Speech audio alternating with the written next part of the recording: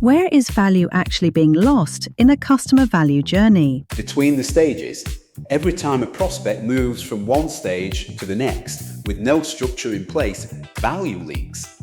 And most businesses never see it because they are only watching the stages themselves. Why does fixing one stage at a time never solve the problem? Because the problem is not the stage, it is the transition. Fixing a stage in isolation is like repairing one link in a chain whilst the next link is still broken. The chain still fails. Welcome back to the new era of customer value efficiency. In our last episode, we established that most service businesses cannot see what is compounding across their customer value journey because they are only measuring the final transaction. Today, we are going a level deeper. Because knowing visibility is missing is one thing, understanding exactly where the value is leaking and why the way most businesses try to fix it actually makes no difference. That is what this episode is about. Our founder is going to walk us through where value is actually being lost in a service business's customer value journey, why fixing individual stages in isolation never solves the problem, And how connecting those stages creates the structure that finally makes visibility possible. Before we hand over to our founder, a reminder that Tony's section is delivered through his digital avatar, built from his voice and likeness. The thinking, the content, and the perspective are entirely his own. So while the real Tony Carter is occupied on the strategic direction of the business, his digital avatar is able to deliver his thinking and his content to reach you consistently at scale across every episode. This is the new era of customer value efficiency. Most service businesses invest heavily in their stages. They train the people who handle enquiries, they build follow-up sequences, they develop consultation processes, they refine their proposals, they work on their closing conversations. And yet the value still leaks, the prospect still goes quiet, the transaction still does not happen. The reason is not the stages, the value is not being lost inside the stages, it is being lost between them. Every time a prospect moves from one stage of the customer value journey to the next, there is a transition. And that transition is either structured or it is not. In most service businesses, it is not. Think about what those transitions actually are. The transition from the initial inquiry to the first meaningful response. The transition from that first response into a structured conversation. The transition from the conversation into a proposal or a next step. The transition from the proposal into a decision. Every single one of those transitions is a risk point, a moment where the prospect either moves forward with confidence or loses momentum and goes quiet. And most service businesses are not watching the transitions at all. They are watching the stages. They are measuring whether the consultation happened. They are not measuring what happened in the gap between the inquiry and the consultation. That gap is where the value drains out. A prospect who inquires and receives a slow, generic, unstructured response does not arrive at the consultation in the same state as a prospect who received an immediate, specific, professionally structured response. They arrive differently. Their level of trust is different. Their level of engagement is different. Their readiness to move forward is different. The consultation stage did not change. The transition into it did.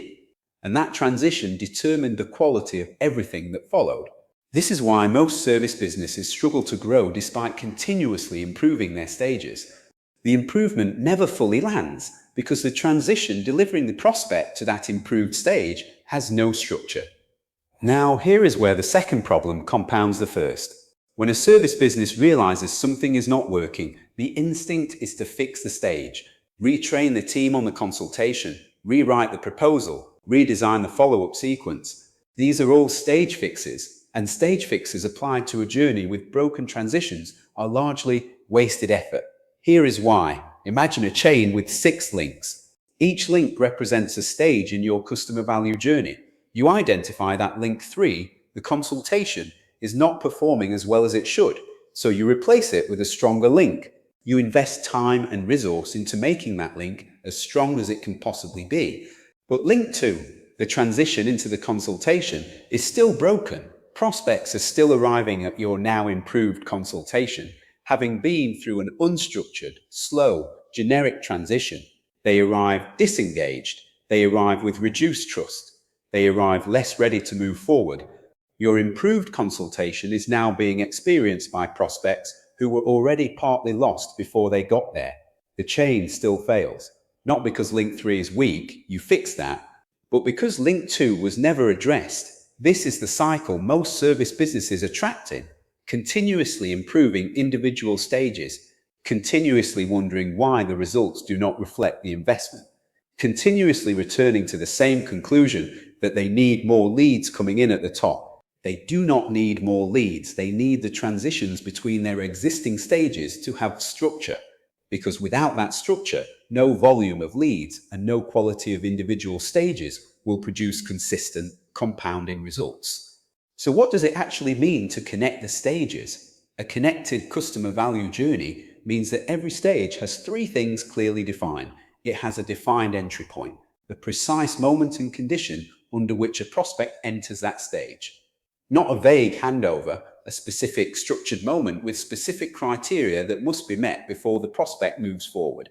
It has a defined outcome, not just what happens during the stage, but what must be true at the end of it for the prospect to be ready to transition to the next one.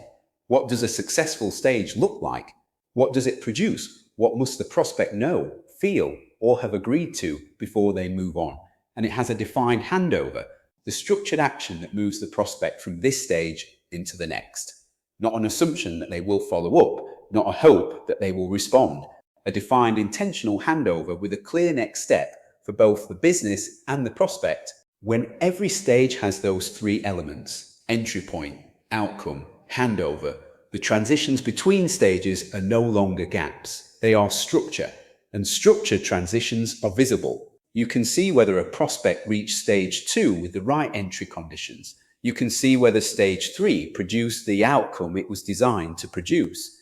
You can see whether the handover to stage 4 happened as intended. This is how stage-by-stage visibility becomes possible, not through a dashboard, not through a reporting tool, through the structure of the journey itself. When the connections between stages are defined, you can see the journey. When you can see it, you can measure it. When you can measure it, you can identify exactly where value is leaking. And when you can identify it, you can fix the right thing, not the stage, the transition. Now, here is something most service businesses find reassuring when they reach this point. You almost certainly already have the stages. You have an inquiry process. You have a follow-up approach. You have a consultation or discovery conversation. You have a proposal or presentation. You have a decision conversation. The stages exist.